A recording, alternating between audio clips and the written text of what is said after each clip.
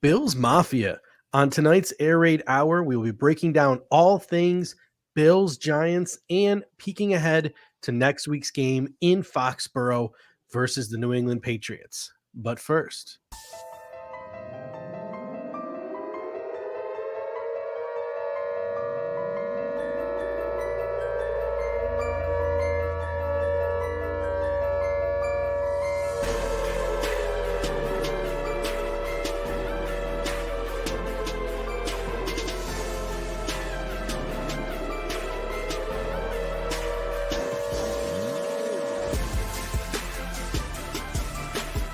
welcome to the Air Raid Hour, a Cover One Network podcast.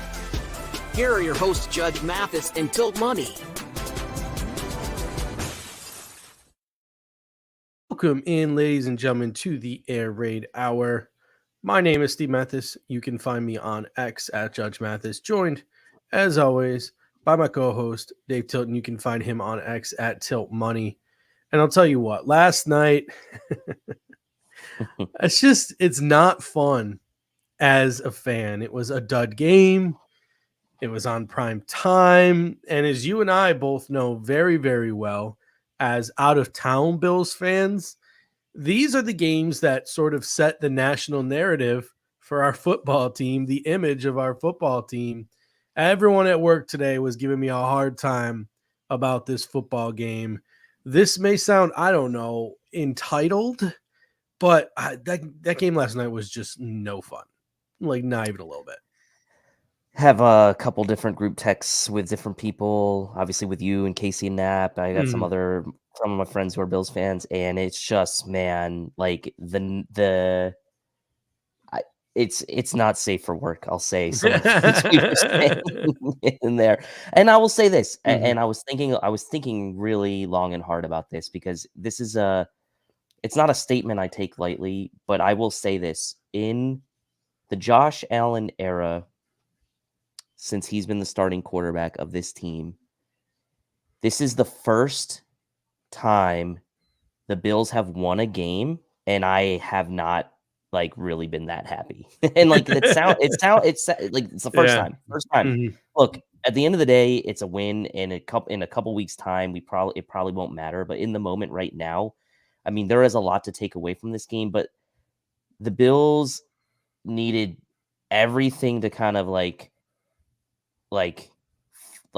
nothing was going their way, and they kind of needed to pull everything they could out of the hat just to survive and get the win. So imagine how much worse it would have felt had they not pulled the win out, and we had to witness that last night. I think part of the issue with this too is we've seen this over the years with teams that are huge favorites, and of course the broadcast. Tirico, how many times did he mention, oh, this is the biggest underdog in the NFL all season, the New York Giants? Dude, just shut up, man. Just shut up. It's not I don't need to hear that right now because we've seen the Bills lose heartbreakers time and time again. And you just kind of had that feeling that it might happen again. And thank goodness it didn't. But like I said, first time since Josh Allen's become the starting quarterback that I have not really felt totally happy after a win. Yeah, I mean, selfishly, we wanted that stress-free game, and we honestly got anything but that. I mean, talk about an absolute nail-biter going all the way down to the very last play of the game. Let's take a minute here to just talk about that last play. My take on it is I'm not as obviously everyone's big mad. Everyone on national media is like, well, the refs gave the Bills the game, this and that, all that stuff. As a Bills fan, I could care less. We got the win. We're 4-2 now. On top of all of that, I didn't feel like Terrell Bernard pass interfered on the play previous. So I feel like that play shouldn't have existed. And at the same time, and a number of people have pointed this out on social media, Darren Waller also had some hands to the face of Taron Johnson on that catch. So to me, the hold and the hand to the face, the DPI and the OPI, they cancel each other out. And in this case, instead of throwing the flag and making them replay the down, the referee was just like, well, they were both committing a penalty. Let's just let this one go and let's get out of here. And let's not call 2 pass interference penalties in a row and be the story of the game. So I actually think I might want to hand it to the refs. Like in this situation, this might be one of the very rare occasions where I think they might have gotten one right, even though on the surface, especially the national narrative, they certainly were portrayed as getting it wrong. Yeah, I mean, there was definitely some clear hands to the face from Waller on Johnson. I mean, this is one of those situations where like you try to like time up the video right from different angles and like when did the holding start and like when did he have the hands to his face, because like it really shouldn't matter when he has the hands to his face because that's like a foul no matter what. So it's like at the end of the day, like it's a no call and it is what it is. I thought in real time that it felt like a no call, like before seeing any replays, like it just felt like a good no call to me. Now obviously there's justification that can be made that it maybe should have been called, but like at the end of the day, Darren Waller did get both of his hands up.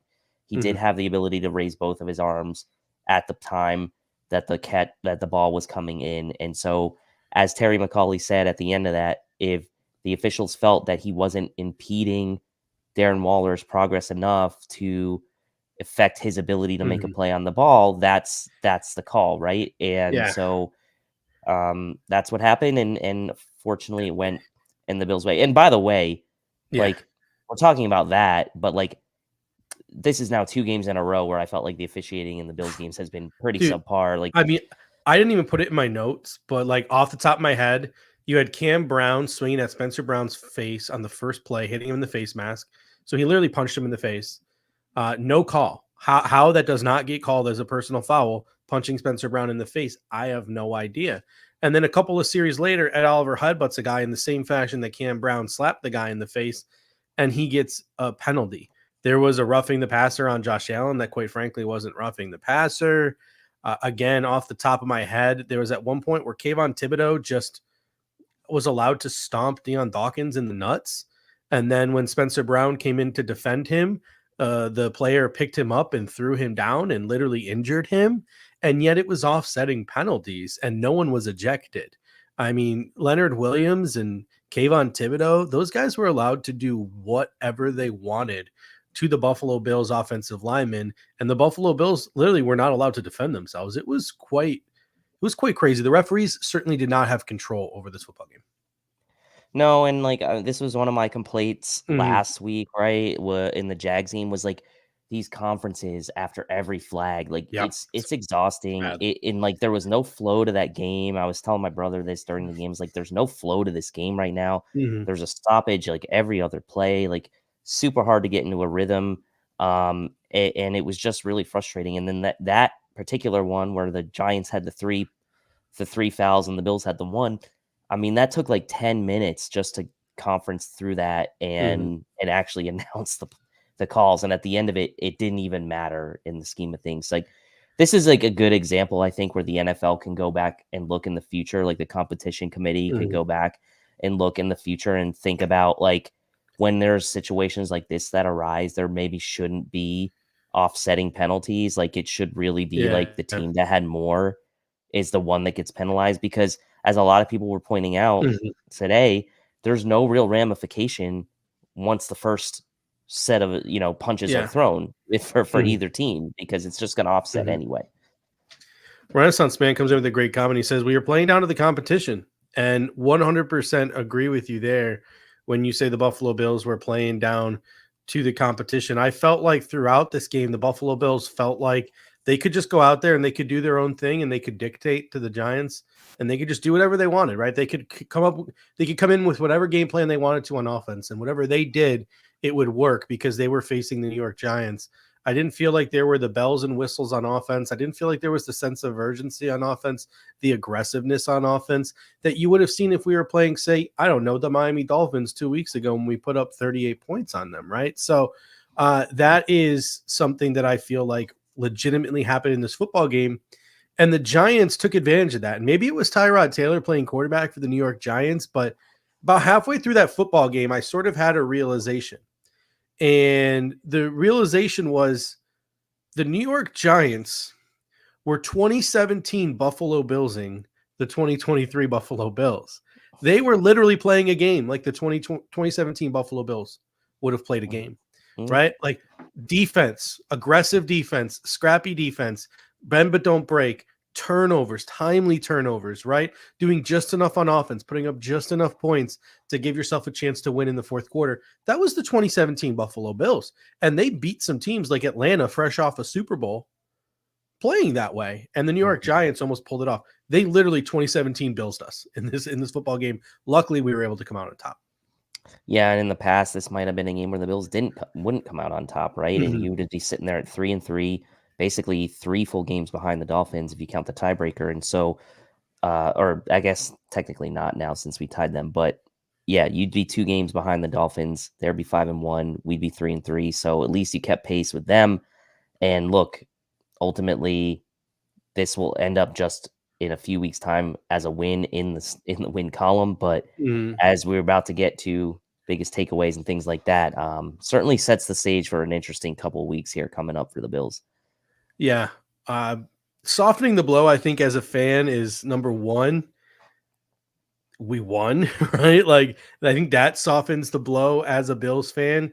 And 2, you saw the 49ers this week and the Eagles this week in losses, and the Chiefs in a win sort of illustrate that the NFL is, hard. It's difficult.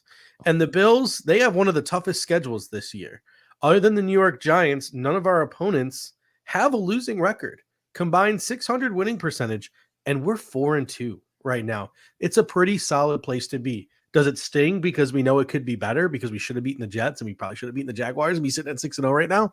Sure, but that's really not life in the NFL. And we saw this week what a week-to-week league it is.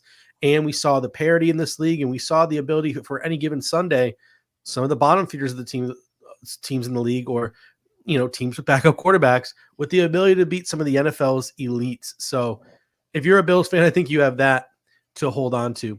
But before we do anything else, let's get to our biggest takeaways from this football game, as I was struggling to pull up the graphic there. Of course, our weekly challenge after the show is over. Comment on this video with your biggest takeaways from Bills Giants. We love your comments in show. Keep those up. But comments after the fact really help us with the algorithm and boost our videos. We really appreciate your support in that manner. So our biggest takeaway from this football game, Dave, let's start with you, your singular biggest takeaway, and then we'll get to some of the comments from the comment section. I mean, yeah, look, the biggest takeaway for me is the struggles of the offense the last really 2 games. I think that what ends up becoming frustrating for us, and maybe it's like a little bit of a subconscious, is that because we have Josh Allen and because we have Stefon Diggs and because we've seen the ceiling of what this offense can be, week to week, the expectations are incredibly high for this offense, no matter who the opponent, no matter the situation, whatever the case may be.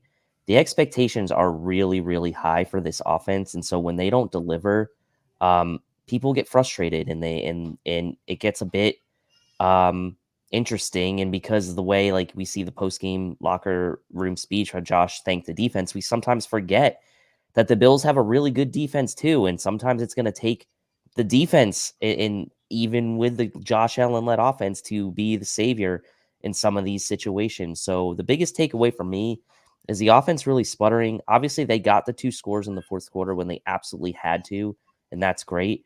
But in this upcoming stretch of games, this offense really needs to start out of the gates much faster, much more efficiently, getting a lot more first downs early in games, scoring earlier in games. And so to me, even in the win, the biggest takeaway for me is like what can be done to kind of get this offense back on track. And to me, that's like one of the biggest storylines heading into this next game and really the next couple games if the Bills continue to struggle on offense. So for me, that's my biggest takeaway.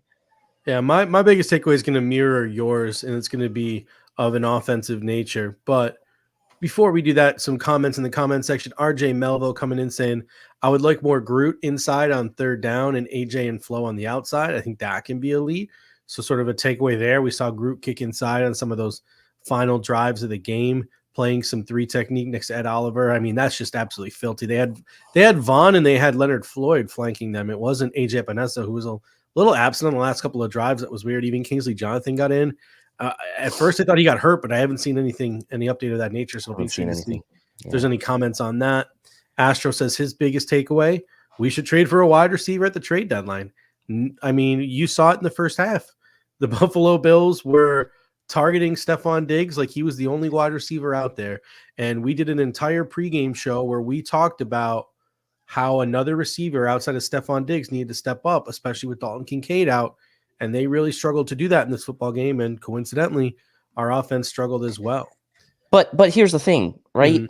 I don't know if that solves the issue, right? Because you still have to throw it to these other guys, and you still have to go through progressions, and you still have to either like make it a conscious effort in the game planning, right, each week to make those guys a focal point. And Josh Allen ultimately is the trigger man, right? If he doesn't deliver the ball to those guys when these guys have opportunities, it doesn't matter if the Bills trade for a wide receiver. They have Gabe Davis, right? They have a guy who can be that guy. They have other weapons. I know Kincaid was out this game, but like that doesn't solve the problem, in my opinion. No, that could be wrong, but that doesn't solve the problem, in my opinion.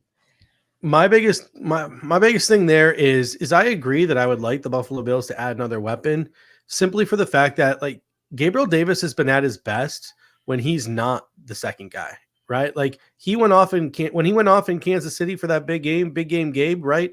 It was Emmanuel Sanders, Cole Beasley, Stefon Diggs, and Gabriel Davis. He was wide receiver number 4. I don't know, like, despite the fact that he statistically puts up wide receiver 2 numbers, I get it. He statistically puts them up.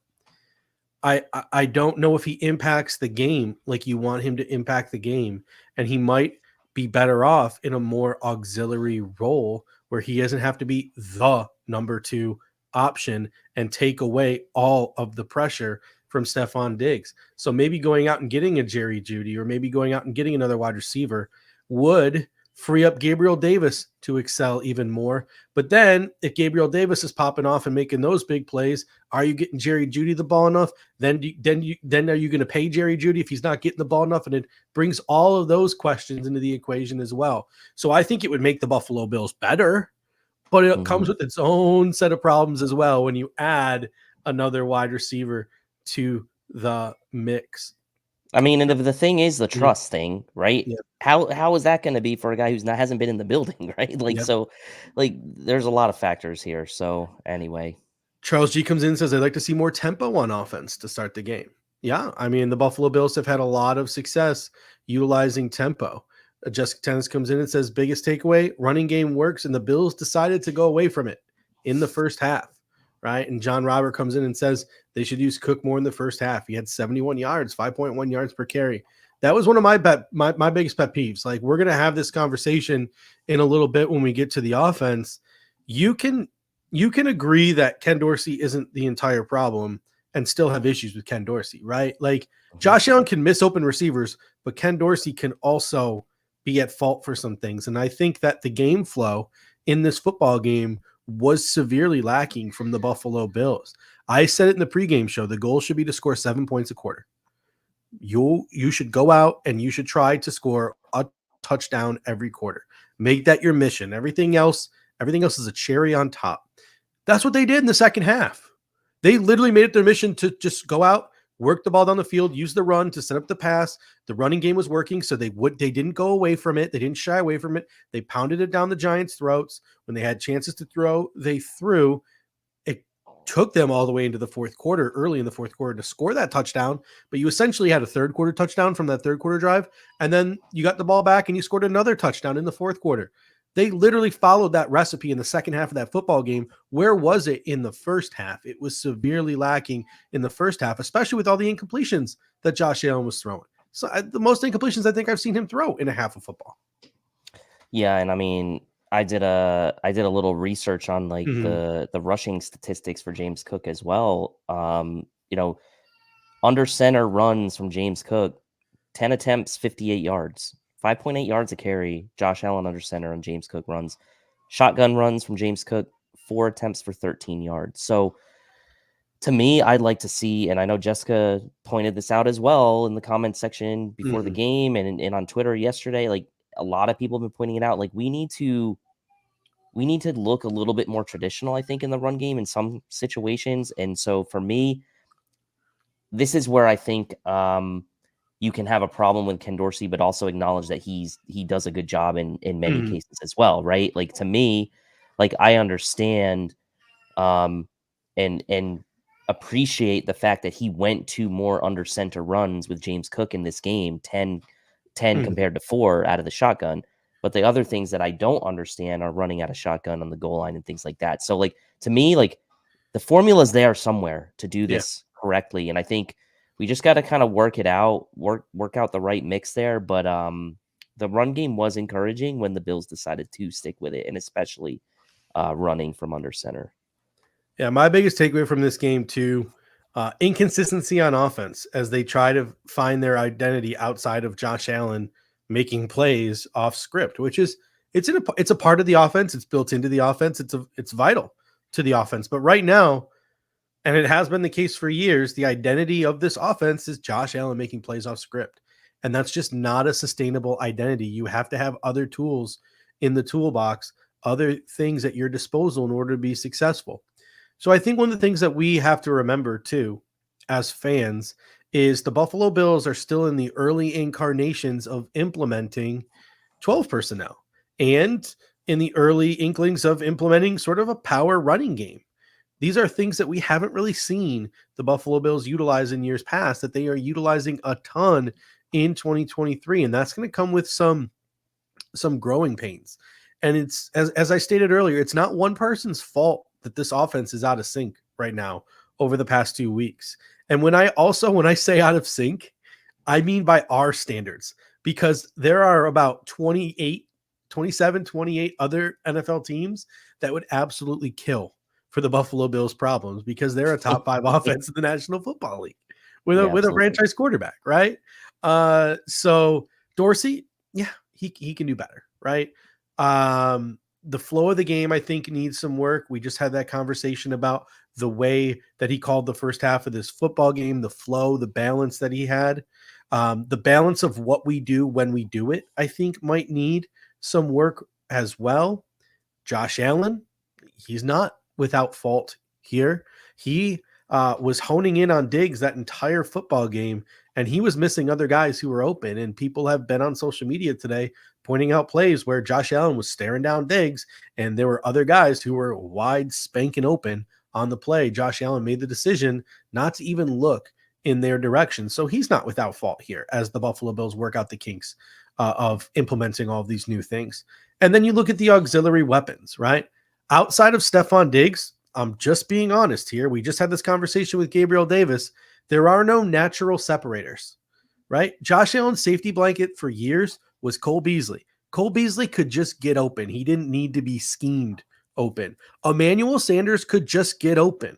He didn't need to be schemed open. Guys like Trent Sherfield, guys like Deontay Hardy, guys like Gabriel Davis, they need to be schemed open. So Ken Dorsey could probably do a better job of that, but those wide receivers are at fault as well for not being natural separators. And the Buffalo Bills should probably be looking at investing in the draft next year. So I've been talking about the wide receivers in this draft class so much. They should be looking at investing in some natural separators at the wide receiver position. And I wouldn't mind it if a year after taking Dalton Kincaid in the first round, the Buffalo Bills took a wide receiver in the first round, because there are some natural separators in this class. We are through 6 games. We got 11 more to go. They have time to get this all sorted out, and they need to get it sorted out by the final stretch of games plus the playoffs if the Buffalo Bills want to have a chance to ultimately do what they want to do, and that is to reach the Super Bowl. Yep, and I think that will lead us right into what we're about to talk about here in the offense, because yeah, I mean, Deontay Hardy, right? As we kind of transition to talking about the offense here, like he's a separator, right? But he's a niche separator, I would say, right? He's not a guy, I don't think, that you can necessarily run the full route tree with as a guy that can really complement or sort of mirror Stefon Diggs. And I'm not saying someone has to be as good as Stefon Diggs. That's unrealistic. But like someone who can run the full route tree, someone who is less gadgety. Although I will say this, like there is a time and a place, I think, for Deontay Hardy to become a little bit more integrated into this offense. And so obviously he scored the touchdown on that play. He has been trending, upward, although it's been a slow trend. He has been trending upward, and obviously, we'll talk about this a little bit more now as we get into the offense. Yeah, Pops Mafia says Andy Isabella. Andy Isabella has speed, but I don't know if I would consider him a natural separator either. Taking a look at this offense from the game, let's take a look at the offensive drives, right? All 9 drives, only 9 drives in this football game. Mm-hmm. They started 3 and out. Receiver was tripped. It should have been called. It wasn't. That probably took some points off the board. Davis has the fumble in Giants territory. That takes points off the board from the Buffalo Bills. The Buffalo Bills then made the decision, and it was heavily criticized and heavily ridiculed last night. Sean McDermott makes the decision to punt well inside of the 50 when Tyler Bass had a chance to kick a 53-yard field goal. Obviously, he missed a couple of 50-yarders, which might have played a role in why Sean McDermott punted. Then the Bills just actually punted. Then they missed a field goal. Then they were intercepted in Giants territory. Then they came out of the half, long touchdown drive, missed field goal. 9 drives for the Buffalo Bills offense. 6 of them got past the 50-yard line, and they all realistically could have been scoring drives. The opportunity was there, but you have the Gabriel Davis fumble. You have that weird decision to punt by Sean McDermott, and you have 2 missed field goals by Tyler Bass, who hadn't missed field goal all year, or an extra point. If you turn those 4 drives, if Tyler Bass makes those 2 field goals, Gabriel Davis doesn't fumble, the Buffalo Bills make a better decision than punting it, maybe pick up a couple of yards on 3rd down and then go for it on 4th down, pick it up on 4th down. Let's say they kick field goals on all 4 of those drives. You're looking at 26 points as opposed to 14, and maybe we're not complaining as much about how the offense did. So it was also kind of just a little bit of a weird night as well for the offense, on top of them not being on their A game. Yeah, and I agree with Pete's take here. I think not going for that field goal when it was like very obviously within Bass's range early could have done something to his psyche. And I'm not saying it did or it didn't. Like we'll have no way to know. But like not giving him a chance at a 53-yarder when he's got plenty of leg to make that field goal, and especially in a game where like maybe later in the game, like you're gonna need him to come on and make field goals, which the Bills did. Like, let him kick that early one, right? If he makes that early one, who knows what happens the rest of the way? Maybe like he doesn't have the pressure to make those other ones later in the game. So like obviously this is all conjecture. We'll never really know, but I do kind of think there might be something to that. Like, why would they not let him try? Now, the opposite could be said is like maybe he was like missing them in warm-ups and Sean McDermott was like, nah, we're not going to try it from there. And this Giants offense stinks, so I'm going to try to pin them deep, and it's not going to be a big deal, which the Bills did get the ball back, by the way, after that. But still, really an interesting, weird decision. I feel like that's a decision maybe you like make in a different circumstance, or I don't know. It just felt weird to me. Felt like coaching not to win in that situation. Yeah, like to me, like when you're the aggressor too, like you're clearly the better team, you're 14.5 point favorites. That decision Sean McDermott made was 100%. Well, let's pin them deep. Let's get them 3 and out. Let's punt the ball and let's just get the ball back exactly where we were with like a minute and a half, 2 minutes, 3 minutes taken off the clock. Like, that's what he thought was going to happen. That's ultimately what did happen at the end of the day. But I don't know. When you're the better football team, I feel like I want you to put your foot, your cleat on the other team's neck. I don't want you to be giving them more opportunities. I get it, but I guess if you didn't pick it up there, it would have given them a better opportunity as well. So I disagree with it. There are plenty who agree with the decision. I really don't think there's a right and a wrong in this situation. It just literally depends on your opinion. Offense as well. Emphasis on Stefon Diggs. We've been talking about this. We can continue talking about it a little bit more. Plus a lack of other weapons is what I have in my notes here. Diggs was targeted on 53.3% of his routes. That's the highest target rate of any player in an NFL game this season. He had 10 catches on 16 targets for 100 yards. He accounted for 65.5% of the Buffalo Bills' air yards. On one hand, I think you got to love that the Buffalo Bills are feeding their alpha receiver. But on the other hand, I think it might be a little bit of an indictment on the Buffalo Bills' auxiliary weapons. Well,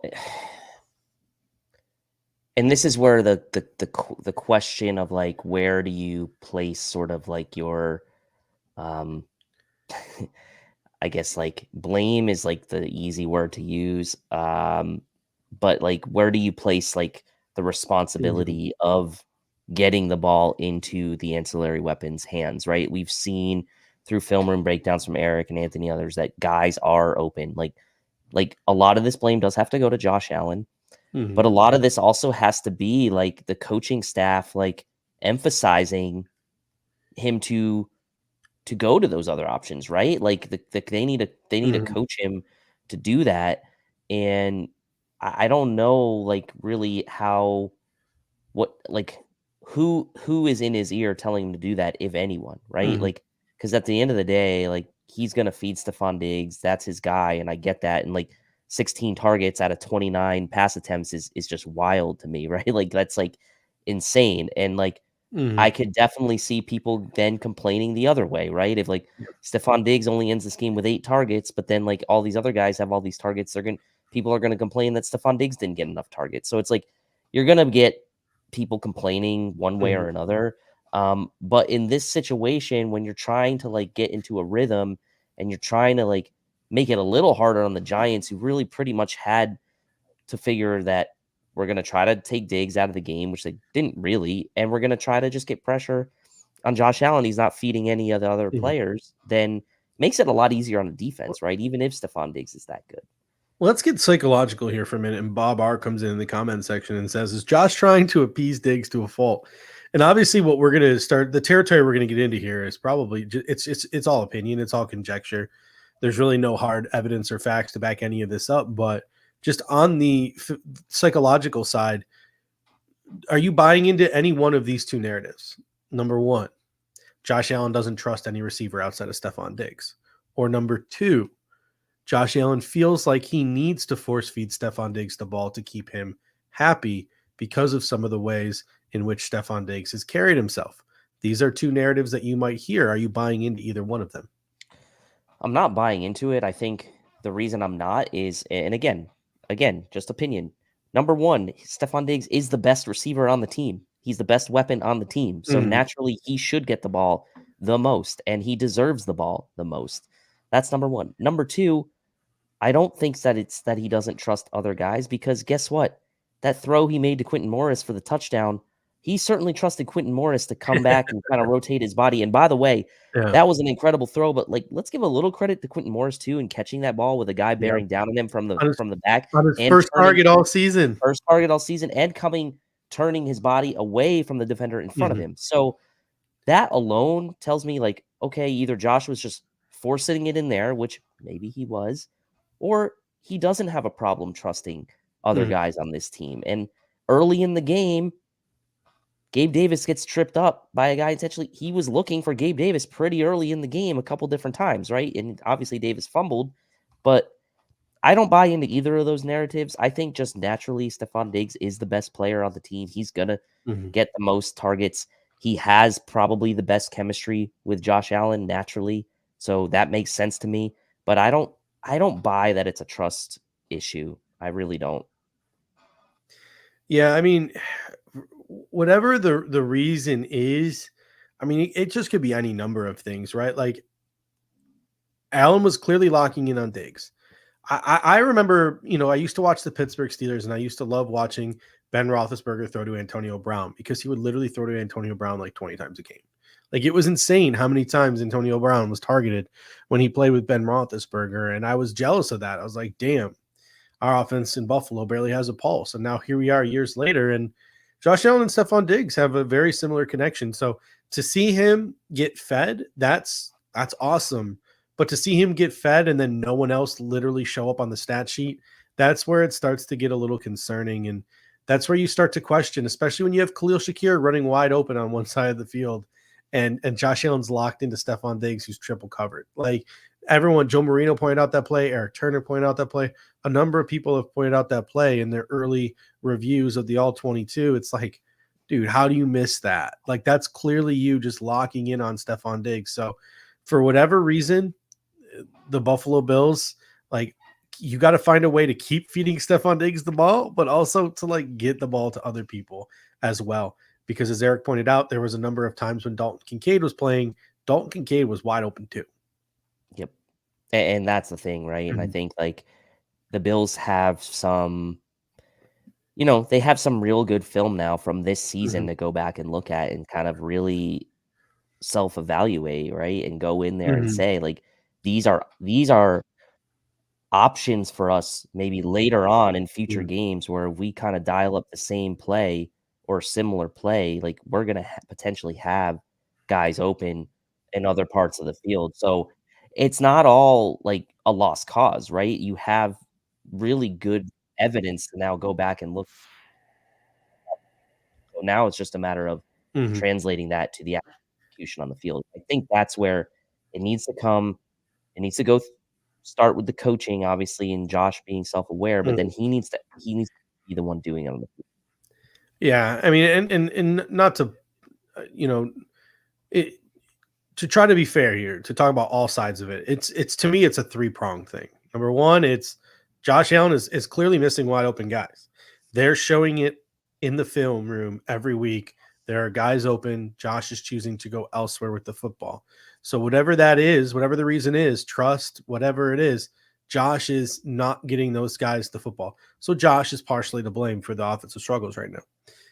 The wide receivers, in my opinion, outside of Stefon Diggs, as I said, are not natural separators.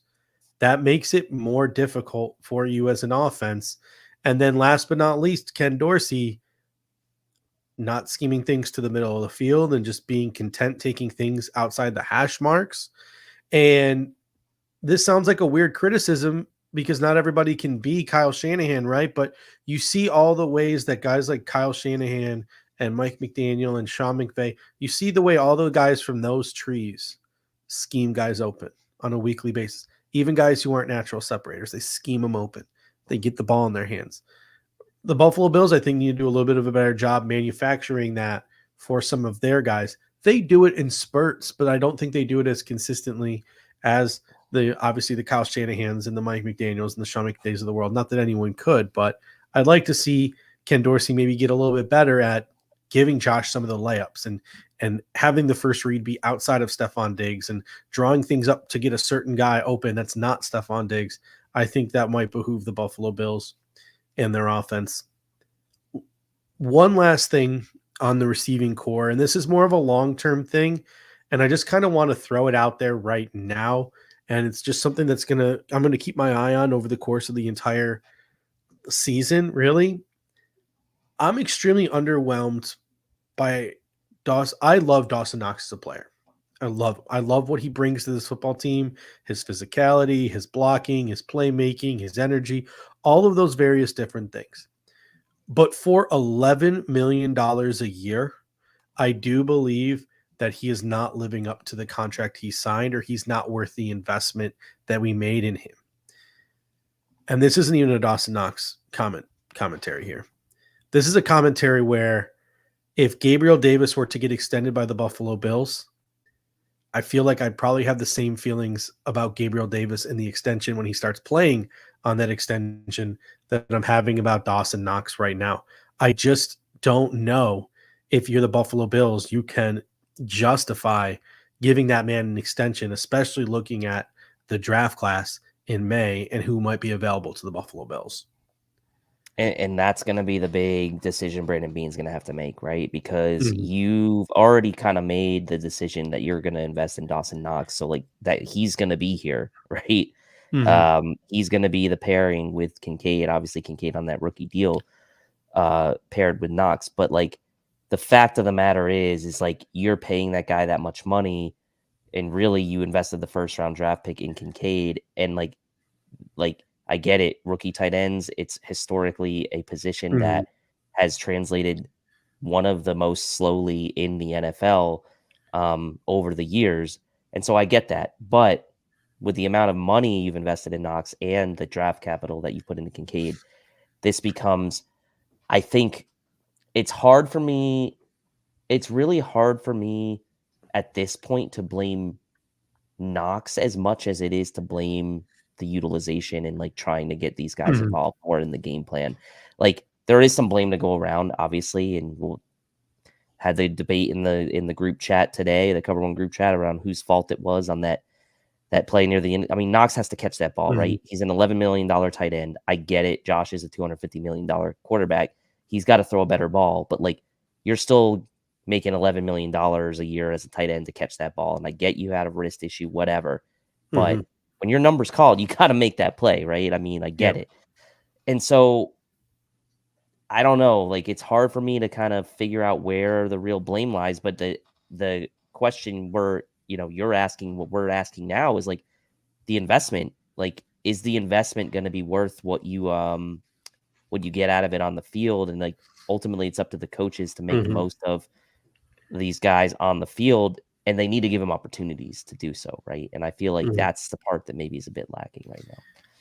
Let's shift our focus now to the running game and the fact that there was really little focus on the running game until the second half. And this is one of my biggest criticisms of Ken Dorsey. Like I said, he was scheming guys open. Josh Allen was missing him. He didn't call his best game, but he's certainly not the worst offensive coordinator in the National Football League. But I think if you are going to criticize Ken Dorsey, you were going up against one of the worst run defenses in the National Football League, and you pretty much didn't try to run the ball in the first half of this football game. Before the show, I said the goal should be 7 points a quarter. That should be the goal. And they really didn't do that until the second half. Power run to set up the pass, 3 drives, 2 touchdowns, a field goal attempt. It took them way too long to pivot from this first half game plan of apparently just trying to throw the ball to Stefon Diggs every other play. Allen was clearly struggling in the first half. He had the most incompletions I think I've seen from him in the first half all season. And we were getting into these down and distance situations. Drives were ending, and he didn't think to hand the ball off to a running back. Like that, to me, it just confused me. It confused the heck out of me. At one point, I was like, all right, Ken, we've got another stop. It's time to get to business. Let's go out there. Let's get under center. Let's run the ball. And I apologize because I don't remember which drive it was, but the Bills came out 5 wide receiver with like Latavius Murray wind up at wide receiver, and I about lost my goddamn mind. Like I was just like, what are we doing? I'm like, cool, they're going to shift in, and it's going to be – nope, they didn't shift in. It was literally a 5-man protection scheme. Like we didn't score again that drive. It was really, really infuriating. So the Bills' lack of focus on the run game in the first half was really disappointing to me. Yeah, it was really disappointing. And like, obviously the Bills only ended up having those 3 drives in the second half, but 2 of those touchdown scoring drives were long 14 plus play drives, run game working on those drives, under center running from James Cook, ripping off 5 yards a clip there on average, especially there in the second half. And it's like, this could have been the game plan from the get-go, right? Like, especially when you see Josh Allen struggling. And I think that's where I think they're too slow to make adjustments right now. And I think other teams, you watch other teams around the league, they're a little bit quicker. Maybe some guys are a little bit quicker to make adjustments. I feel like the Bills in the last couple of games have been too slow to make adjustments. And that's maybe an element of Ken Dorsey still being young in his career as a play caller, but like, you're at the helm of one of the best offenses in the NFL, and you're going to get a lot of credit for that, obviously, but you also need to be able to, you need to be able to be a little bit adaptable, right? You can't, part of what makes really the great offensive coordinators as good as they are is they can adapt. They can change things mid-game. They can change things, quarter to quarter, series to series, and really like show their full array of talent as play callers. And so, yeah, it is frustrating. It was nice to see it get going in the second half. Hopefully they can carry that into next week's matchup against the Patriots, which will be another tough run D matchup for the Bills. There was a point in this football game where the New York Giants ran a run play. It was like a trap, and it was really successful. So they just ran again on the next play and the next play and the next play. They ran it like 6 times in a row, all the way down the field, and they kicked a field goal. They probably should have went for it on that 4th and 1, especially the way they run the ball. They didn't. I don't know why they didn't, but my point being here is the Giants found something that worked and they just hammered it home. And then the Buffalo Bills adjusted to it the next drive. They made a quick adjustment and it didn't work anymore when they came out the next series. The Buffalo Bills, in my opinion, need to be under center more. You do not need to be under center for the running game or the play action game to work. But let's be honest, the Buffalo Bills have been probably the best team in the league out of play action and under center this season. So we had the highest percentage in this game, 46.9% under center. But if you're Ken Dorsey, this is again one of my qualms. If you're good at something and you are dictating to a defense exactly what you want to do, and you are taking it to them, and no matter, even if they know it's coming, they can't stop you, keep doing it until they stop you. Just like the New York Giants kept running that trap until the Buffalo Bills stop them. If you're the Buffalo Bills on offense, run under center and do these things until other teams catch on, and then you can go back and do your 11 personnel spread stuff. I understand. Oh, we don't want to overkill, right? We want to have it in our bag when we need it, et cetera, et cetera. But man, I just think I would like to see the Buffalo Bills under center even more than they already are, using play action more than they already are, and just doing it until the other defenses finally figure it out, because no one's figured it out yet. Yeah, and I mean, Bob here says Dorsey keeps mentioning Josh's comfort level when asked about under center, and I don't know if that's saying he's not comfortable or what, but like you need to get comfortable if you're not right. Yeah. Like you need to practice it more. Like you need to get comfortable. You can't be one dimensional from a setup standpoint. Like especially when you know how effective it is. And I don't know if that's what he's saying, but that's kind of, it seems like that's what maybe he's inferring from that comment. So that wouldn't sit well if I was a fan listening to that. A couple other things that from my notes here, a number of people in the comment section have made the comment about stop running the second and long draw play. And what Eric did a good job of explaining on social media today too is the Bills didn't run a second and long draw that entire football game. They ran duo.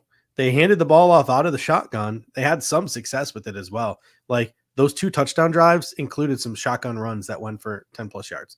So let's not forget about that. But I understand where people are coming from, even though it's not a draw play.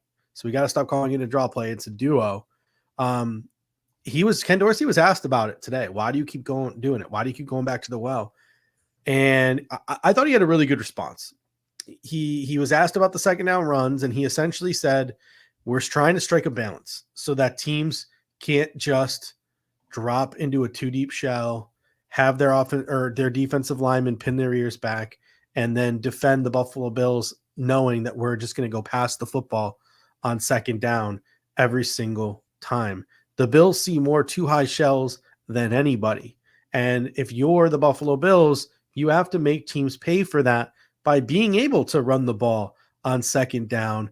And that will allow you to set stuff up and allow you to pass the ball in other parts of the game, especially later on in the football game. So I respect that answer from Ken Dorsey, but the Buffalo Bills do need to get a hell of a lot better at running the ball on second and long in some of these situations if they're going to continue doing it, because a lot of times they're just getting stuffed. Yeah, I mean, if you're going to be doing that, you want to be getting at least 4 yards, right? And making those down and distances, 3rd and 5, 3rd and 6. So like, I don't necessarily have the problem with it. I think what people have the problem with is the style, like the stylistic. It seems like stylistically it sets you up for a lot of no gains, right? A lot of 1 and 2 yard gains. And maybe that's just like they're trying to figure out what the best thing is to do there. And I get that. But like, I also can kind of understand from Ken Dorsey's perspective, if we're, in the shotgun, they have to respect the pass first, maybe more so than they would otherwise. Now, that's not to say they can't be under center and do that too, right? Because we've seen how effective they are with play action. So I'd like to see them mix that up a little bit more, like run it out of second and long if you want from under center and see how that works out for you in some of these wide zone, split zone concepts. So I'd like to see a little bit more variety, I guess, in the second down running Mhm. plays, but it'll come, I hope. So fingers crossed on that. Last thing in my notes here for the offense, the Buffalo Bills red zone offense this year, 75% touchdown rate when they are in the red zone for the Buffalo Bills. That is second in the NFL. So perspective, right? There is improvement, and the Buffalo Bills are making strides in some areas. Last year, our red zone was atrocious, and now we have the second highest percentage of touchdowns of any team in the National Football League through 6 games in the red zone. So there is some improvement in that area. Any final thoughts on the offense before we head to the defense? No, and that's where the Bills were so good in 2021, right, in the red zone. So Mhm. it's nice to see them coming back to that. So, yep, good little nugget to end on there. All right. Before we get to our other takeaways from the defense, a word from the guys at the Cover One Buffalo podcast about how you can best support us here at Cover One. Many people ask us the best way to support us here at Cover One, and that is to sign up to become a Cover One Pass member. That contribution helps give us the access to all the data and information we use to create the content that you love. And I think most importantly, brings you into our community of insiders. It's a great community based on Slack. I know a lot of people don't want to be on social media anymore or be in on those conversations. We bring all of it to you right in our great community of educated fans. And most importantly, you get access to our content creators. Even better than that, everybody loves merch. You get awesome t-shirts, a cool decal, and a letter from the Cover One team signed directly to you. All for $60. That gets you the entire season, next year's free agency and draft. $60. Click the link in the description. Cover One Insider. Become one today. All right. On to the defense at this point. And again, another week, more flowers to the defense. They carried this team once again, despite the fact that the offense decided not to show up until the second half of this football game. And even special teams let them down in this game, not doing their part. Tyler Bass missing 2 field goals. So what are your thoughts on the defensive effort in this football game? Did everything they needed to do, honestly. I mean, the Giants, look, we talked about it coming in the game, hadn't scored an offensive touchdown in the first half all season, hadn't held a lead except for 19 seconds at the end of that Cardinals game, and then hadn't taken a snap on offense or hadn't taken a snap with the lead all season. So for a team, that was getting Saquon Barkley back, had Tyrod coming in, obviously the Bills undermanned a bit with the Milano. I shouldn't say a bit, undermanned, at key spots. I thought the defense did a really good job. Tyrod threw some really nice balls to Slayton. Saquon had a couple nice runs, obviously, but I think by and large, the Bills did phenomenal job. Taron Johnson, Terrell Bernard, I thought were studs. Groot continues to just impress the hell out of me. It was obvious he was not 100% in this game, and still just like that play where he contained Tyrod at the end there. It was such like a veteran move for still a very young player. Like I thought everyone on the defense really did their part for the most part, and didn't force any turnovers ultimately, but which was like maybe the one thing you would have hoped for this game. But Tyrod, as we know, he doesn't really turn the ball over much, right? And so that's something that probably was an advantage for the Giants over a guy like Daniel Jones, who does tend to turn the ball over. So, but overall, look, the defense did their part 2 weeks in a row. Yeah, AJ Epinesa, another monster sack. Leonard Floyd added to his sack total. You mentioned Gregory Rousseau. He was dominant despite the injury. Jesse Tennis comes in and says, Williams played good for his first start. Yeah, he had a couple of misfires on that drive where the Giants really got their run game going. Williams was victimized a couple of times, Elam too, on that drive. But other than that, Dorian Williams finished the game with 10 tackles, and his teammates were really impressed with his performance out there. So he filled in nicely, and it'll be awesome to watch him continue to grow over the next couple of weeks. And I'll tell you what, dude, like Terrell Bernard is just – he's a monster. He's a stud. Like he's a stud. He is a stud. And it's like 12 tackles in this football game, and he's just a guy where it's really disappointing. Daquan Jones was having like a Justin Simmons, like Chris Jones type of year. Like Daquan Jones was – people don't realize Daquan Jones is an afterthought to most people when they talk about the Bills' injuries, like Trey White, Matt Milano. Daquan Jones, if I could have any one of the three back, it might be Daquan Jones. Like, yeah, I might take him back over Matt Milano. Like, not to sound like I don't know. Like, I'd have to sit there and It's a think about discussion. it, but it's a discussion. It's a discussion. And then obviously if we just had Trey and we had Daquan and we had Matt Milano and Terrell Bernard could just go out there and continue to do it, like this defense could have been tops in the league. It could have been Super Bowl caliber. I still think it's going to be good enough for the Buffalo Bills to win the Super Bowl if their offense can step up and they can get hot at the right time, and heaven forbid they don't get any more injuries to them. But man, Terrell Bernard he's a dude, and he's going to be a dude here for a long time. 12 tackles in this game. Christian Benford, 9 tackles. He had 1 clutch pass breakup late in the fourth quarter of that football game. He's solid over on his side. He obviously got beat once by Slayton. It looked like he tripped, at least from the TV angle, on the turf. And then Taron Johnson, he had a hit stick at one point. He had 15 tackles in this game. And then we already discussed it. He had the game-sealing pass breakup. So, again, it was the New York Giants, and this week it's going to be the New England Patriots, and then the week after that it's going to be the Tampa Bay Buccaneers. It's going to be a while before this defense truly gets tested by an elite quarterback and an elite offense, but I'm not really losing any sleep right now, despite these 3 injuries. It's sad, it's disappointing, but I'm not losing any sleep right now over this defense. Not losing sleep, and like you said, what could have been, but the fact that the Bills haven't been able to wave guys in light of these injuries and still play at a really high level, like that, I think really Sean McDermott just has such a hugely positive impact on this defense overall, like regardless of the personnel that's in there. Him calling this defense to me is just, it feels so much different, and obviously it looks different too. You have a guy like Bernard who is not the same physical, archetype as a Tremaine Edmonds, and like it's working for the Bills this year with Terrell Bernard, and that dude is a baller.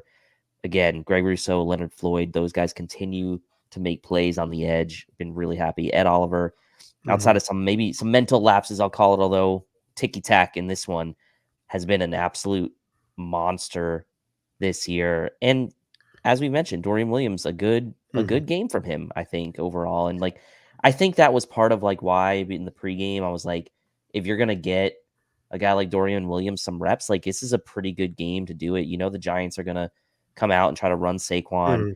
You know, they're not like huge. They don't have huge threats as far as like weaponry outside of like maybe Darren Waller. Slayton made a couple good plays too, but it's a good game to kind of get a guy like that some meaningful reps. So I was happy to see that. And it's funny, like we really haven't talked about Micah Hyde and Jordan Poyer much this season, which is kind of interesting because like those guys have usually been the ones like making the splash plays in the past for the Bills, like getting the interceptions. But this year we're talking about Leonard Floyd, Gregory Rousseau, and Terrell Bernard, really. And so really interesting that the young guys, and I'm happy, obviously, that the young guys are stepping up. Yeah, Astro came in and says, what do you guys think about Poyer and Hyde? We talked about them at length last week, and it's just like, I feel like it's just too early to tell. On the TV angle, does Jordan Poyer look like getting beat a couple of times and looking a little slower than he used to? Yeah. Micah Hyde's had 2 picks so far this year, right? Two pretty big, important interceptions this year, and it'll be interesting to see when it comes down to it. One of the things that we always say during the pregame show is big time players make big time plays in big time games. Are these 2 guys still big time players? Like, or are they just going and they filling their role in the defense and doing a good job, an adequate job of filling their role in their defense? Or are they still playmakers? And that's one of the things that I think we're going to find out when we start playing some of these teams down the stretch of this football season.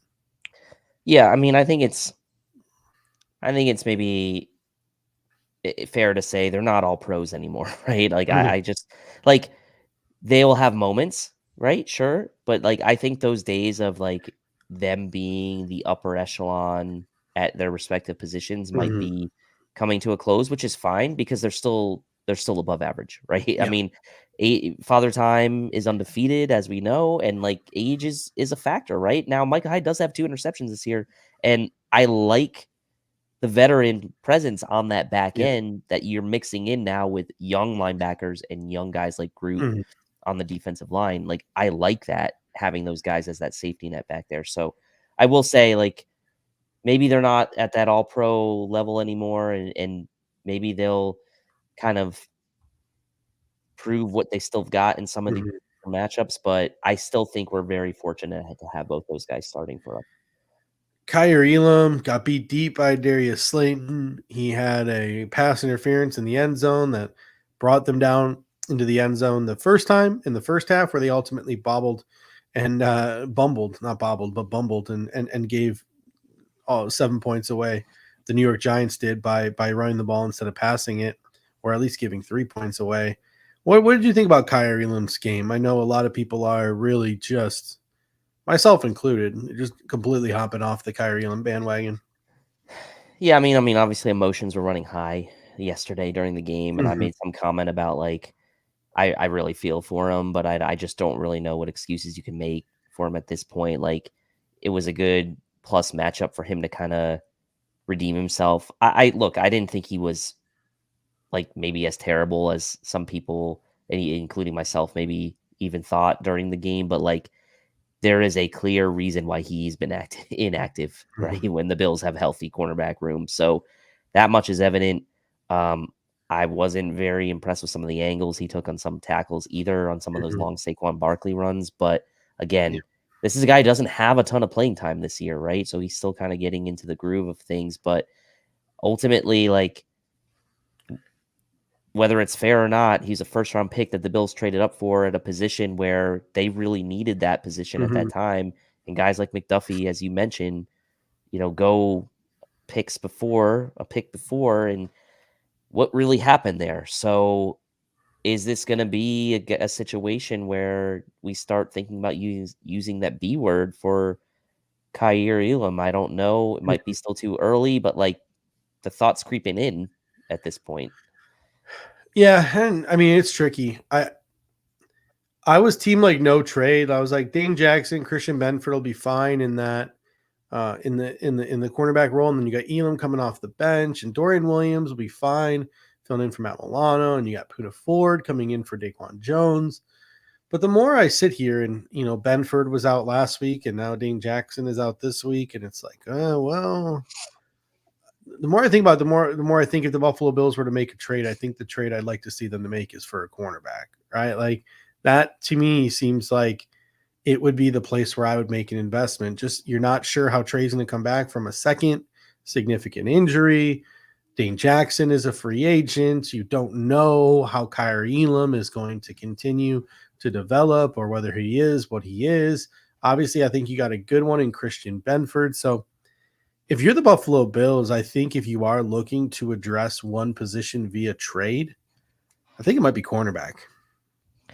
Yeah, and it's funny because going into the season, we were talking about how great this room Mhm. looked, right? Between Trey White being a year removed from that injury, you had 40. Four deep, Christian Benford stepping up as that 6th-round pick, Dane Jackson being Mhm. serviceable, and Kaiir Elam, the big unknown, but the potential and the athletic talent, all that potential and athletic talent, right? So you felt like Mhm. you had a really good mix. And now this position has kind of become a question again. Now, I think once Dane Jackson's back, that will bring some stability, at least for this season, right? You're going to have Mhm. Benford, Jackson, and you're going to have Benford, Jackson, and Elam, which, okay, you'll get Elam back in as that third guy, the first guy coming off the bench. That's a better situation for the Bills. But Mhm. um, I don't know. It'll be interesting if the Bills decide to, like, play a guy like Jamarcus Ingram in future weeks. Last little note here on the defense in terms of like the negatives. There was that one drive in the second half after the Buffalo Bills scored their first touchdown.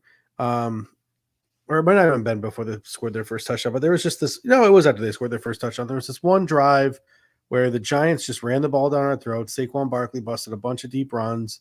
It's like, oh, here we go again, right? The offense and the defense can never be on the same page. The defense has been playing well all game, and then the offense finally scores, and then the defense can't hold the lead that the offense gives them. And it was just a little frustrating there, but they ultimately held them to a field goal. The Buffalo Bills went down and scored again. and the Buffalo Bills quickly adjusted to the issues that they were seeing on that drive. It was just one of those situations where they had to get the guys to the sidelines to figure out what the heck it is that was going wrong. And once they did, they fixed it. So just an unfortunate thing, but literally that's the one stain on this defense the entire game. Literally, that's it. Yeah, and that's where having Sean McDermott as the play caller really shone through, right? And the ability to make that adjustment. And I think they actually did a pretty good job on the broadcast, showing that as well when they slid Bernard over into that gap. Like that was a nice adjustment that the defense made. So yeah, I mean, look, like you said, the Giants had it working. They're not going to go away from it, and so they kept doing it until the Bills figured it out. Then ultimately they had to go a different direction. So Trek Reviewer comes in and says maybe trade a 6th for Levi Wallace. I don't know if you guys been watching around the league, but Levi Wallace has probably been one of, if not the worst cornerbacks in football this year. Like he has been absolutely victimized. Like Pittsburgh fans are calling for his head. Like he does not have any fans left in the city of Pittsburgh. Like they are done with him. So unless you think it's like some kind of like JC Jackson scenario where you're going to trade for him and he's going to ultimately like be decent again, I have no interest in Levi Wallace. Yeah, I mean Pittsburgh has one of the worst pass defenses in the league this year. They're bottom 10, giving up 245 yards a game. I think that's 9th worst in the league. So it's not like, I mean, obviously that's a collective effort, but I'm not interested either. Don't tell Aaron Quinn that. Yeah, let's bleep this part out for Aaron if he's watching. All right, on to special teams now, and really there's just one major thing that we need to talk about on special teams. That's Tyler Bass. Sean McDermott, didn't trust him for whatever reason to kick a field goal from 53. Then he misses 2 field goals from 50-plus yards in this game. The guy hadn't missed a field goal all year. The guy hadn't missed an extra point all year. He is one of the highest paid kickers in football now. We drafted him and we bragged about his ability to kick in this stadium, Highmark Stadium, that is very difficult to kick in. Bad night, or are you concerned that this could become a trend?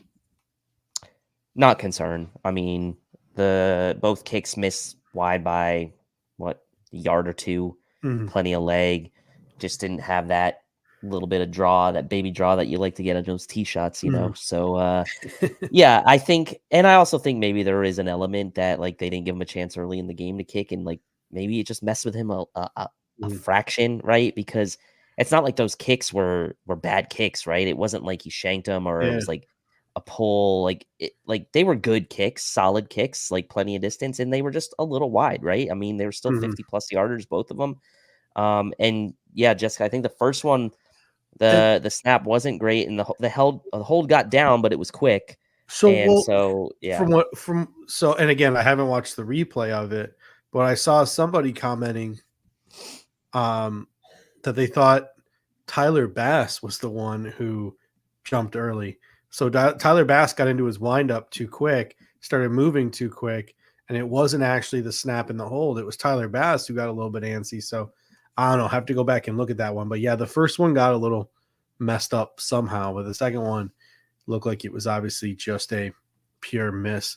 How about Deontay Hardy? He hasn't really he's caught everything except for one, the muff he had in Jacksonville. Hasn't been really too inspiring, or at least like fun, or like what's the word I'm looking? He hasn't really provided much juice in the return game as a punt returner. Yeah, but I also think generally like the return game's becoming less of a factor, even across the league. So like I have very limited expectations for returners in general in today's NFL. Like even going back to like the Andre Roberts days, like we felt pretty lucky to have him. And like that was only a few short years ago, but in a few short years, I feel like the return game has really kind of left the league for the most part. So I'm not really too concerned about that. Possession really is the key. And obviously most kicks going out of the end zone on kickoffs are really, so there's really no factor there, but possession is the key. As long as he's got those hands and he's kind of keeping the Bills the ball, then really that's all I care about on that situation. All right. Before we look ahead to next week's matchup versus the New England Patriots and the Buffalo Bills having interest breaking live during the show in free agent running back Leonard Fournette, this show is brought to you by Picasso's Pizza. 4 great locations, Western New York locations in Williamsville, West Seneca, Lancaster, and Blaisdell. Buffalo Pizza since 1980. You can order online at picassospizza.net. And if you're an out-of-towner like us, you can even get it mailed to your home. And I can tell you from experience, it's just as good as getting it fresh from the restaurant. Again, that is picassospizza.net. All right, looking ahead, the Buffalo Bills enter next week or head to Foxborough next week to take on the suddenly human, and I shouldn't even say suddenly because it's been a long road to humanity for the New England Patriots, but they've gone from average to laughingstock over the course of maybe the past year or so. It kind of started last year not hiring an offensive coordinator in Matt Patricia, and now they have an offensive coordinator and they're still bad and they're benching their quarterback every week. But the Buffalo Bills are heading into Foxborough 1 p.m. Sunday, one of the few 1 p.m. Sundays left to take on the New England Patriots. They are ravaged by injuries to a lot of their star players on defense. They are not functioning even remotely on offense. What are your early thoughts here heading into this game against the New England Patriots? God, I watched a lot of that Raiders Patriots game yesterday, much to my own dismay. Brian Hoyer balling out.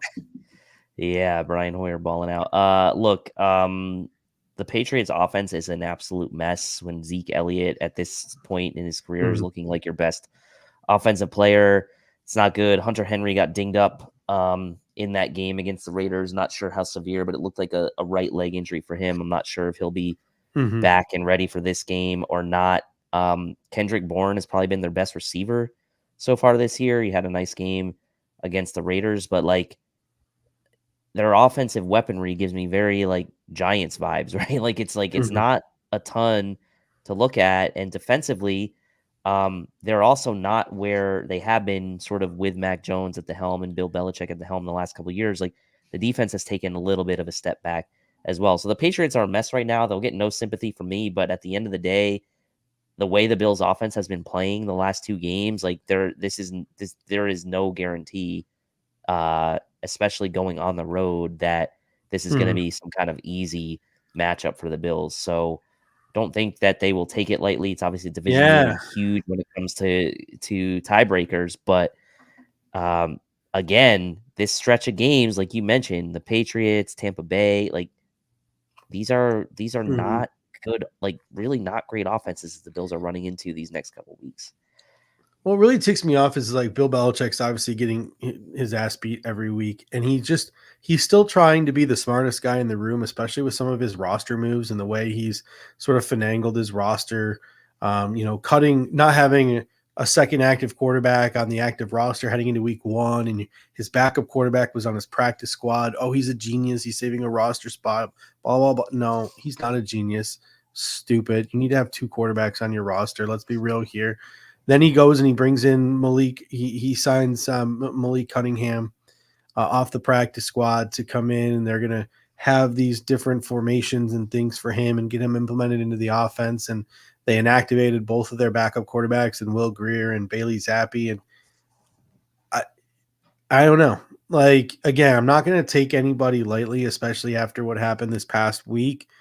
I think that you're going to see Bill Belichick throw everything he can at the Buffalo Bills, and I think you're going to see a heavy dose of Malik Cunningham. I know he was promised, I think, a lot, and a lot of people expected him to sort of be thrown in there against the Raiders and be a big part of their game plan based on the reports going into that game.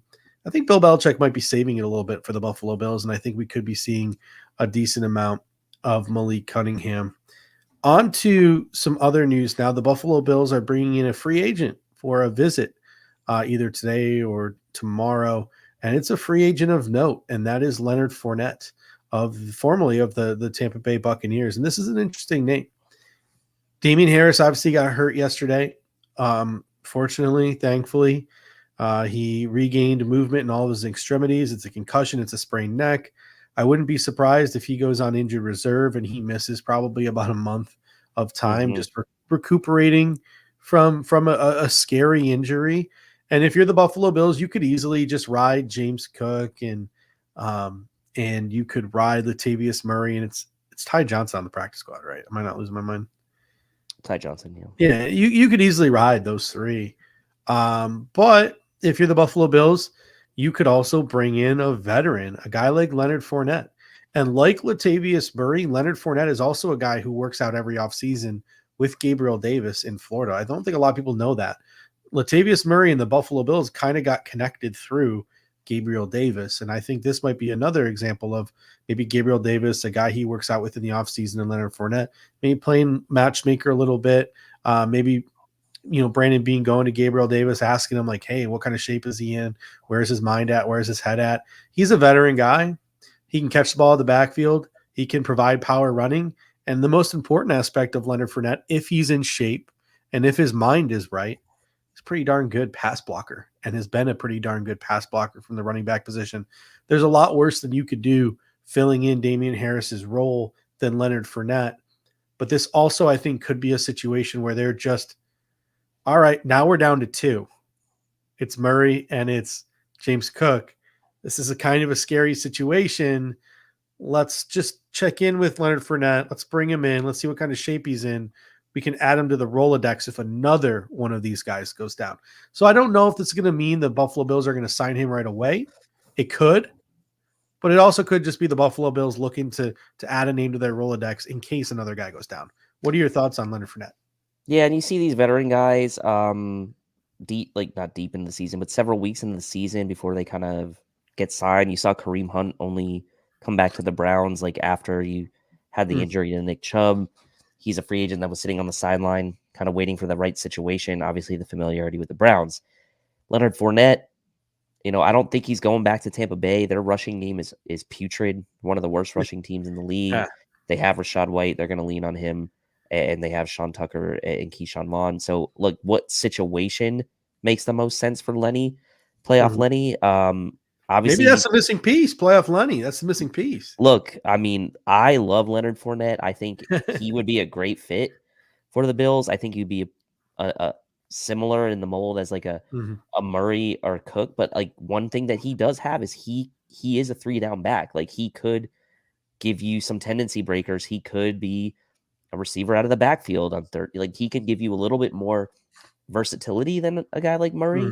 But also I don't know if Leonard Fournette wants to come in and be like a third guy in a rotation. So yeah, I think that's really where it comes down to. If Damian Harris goes to IR, that's still only 4 weeks. Maybe maybe he's out longer than that. Who knows? But yeah, like you said, I think this is more of like we need to have a guy on speed dial just in case. And like that doesn't mean they won't sign him, but who knows, right? Leonard Fournette, 6 weeks into the season, maybe he's kind of done waiting it out and he wants to play. So we'll see. All right, ladies and gentlemen, thank you so much for joining us this evening. Again, our weekly challenge for you. After this show is over, head on over to the comment section of the No Longer Live video and give us your biggest takeaways from this Buffalo Bills victory, if you want to call it that, over the New York Giants. We obviously love your comments in show. You guys make the show exactly what it is. Keep those up.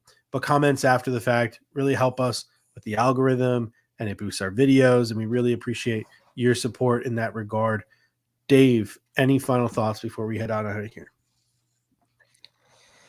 Nope. I'm glad we can kind of put this one behind us, even though it's a win, like I said. But that's the world we live in right now as Bills fans with the expectations. Like sometimes there's criticism to be had even after a win, and we're going to try to be objective about it as much as we can. And this New England game, it's an important one. So let's go. The Buffalo Bills will have to have their head on right, come in a little bit more locked in and focused, at least on the offensive side of the ball, and come prepared because, as we know, in Foxborough, the headsets like to go out. So the Buffalo Bills need to be prepared when they head to Foxborough. Our next show will be Sunday morning. It'll be the official Buffalo Bills New England Patriots pregame show leading into the football game at 1 p.m. So until then, and until next time, go Bills. Go Bills. Thank you for watching tonight's episode of the Air Raid Hour. Make sure to hit that like button on the way out.